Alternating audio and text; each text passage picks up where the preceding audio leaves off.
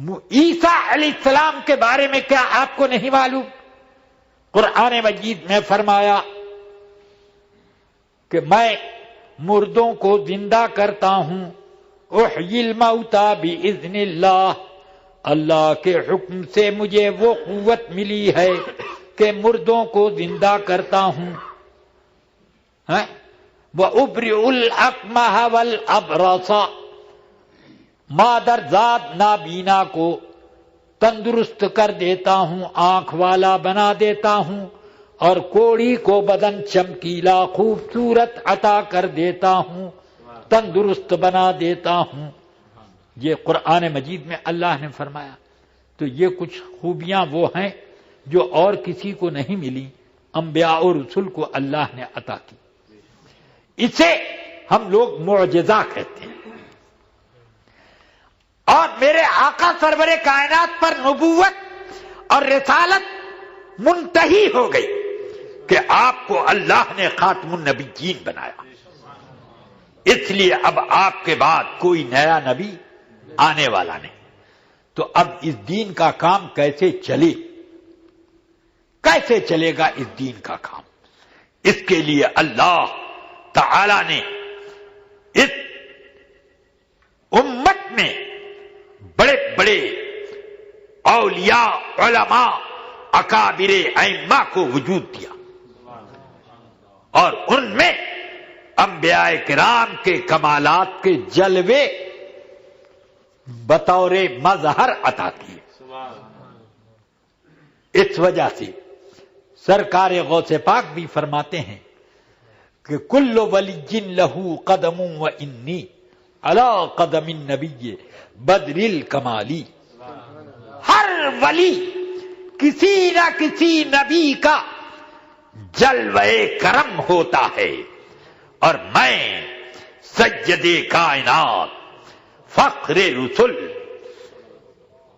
بدر کمال سیدنا محمد الرسول اللہ کا مظہر اور ان کا جلوہ خاص ہوں۔ نعرہ تکبیر، نعرہ رسالت، اللہم صل۔ اس لیے انبیاء کو اللہ نے معجزہ دیا، اور معجزے کا تبرک اور مظہر بنا کر اب اولیاء کو کرامت دی۔ اسی لیے تمام عقائد کی کتابوں میں، چاہے ادھر بریلی ہو چاہے کچھ اور، ان عقائد کی کتابوں کو دونوں مانتے ہیں۔ ان کتابوں میں یہ لکھا ہے کرامت الولی معجزۃ لنبیہ صلی اللہ علیہ وسلم، ہر ولی کی کرامت اس ولی کے نبی کا معجزہ ہوتا ہے۔ کیا مطلب؟ مطلب کیا ہوا؟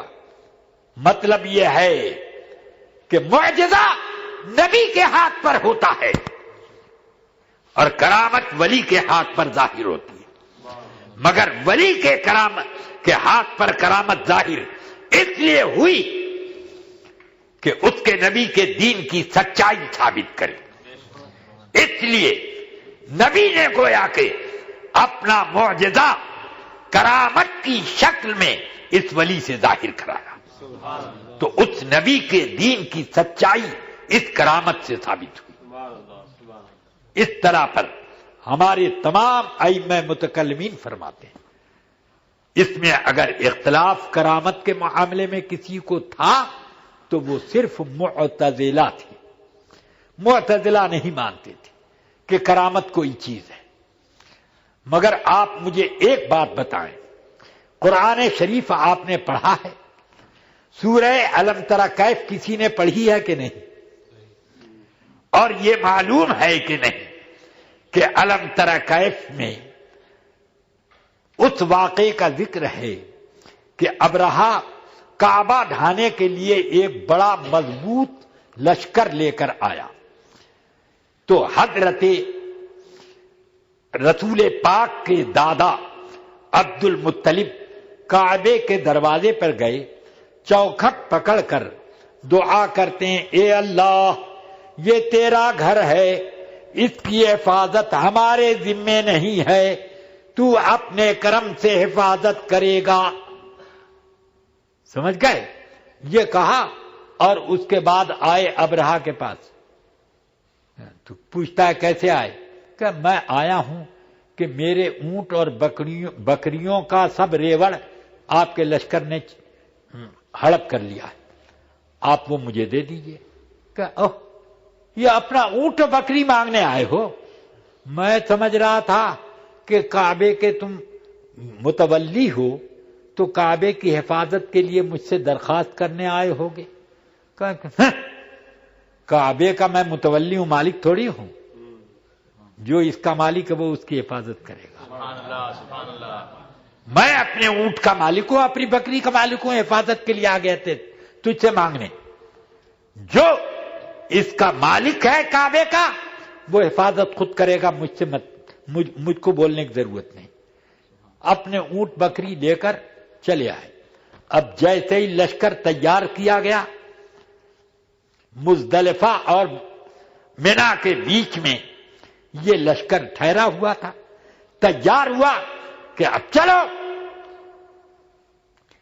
کعبے پر چڑھائی کرو اور اس کی اینٹ سے اینٹ بجاؤ.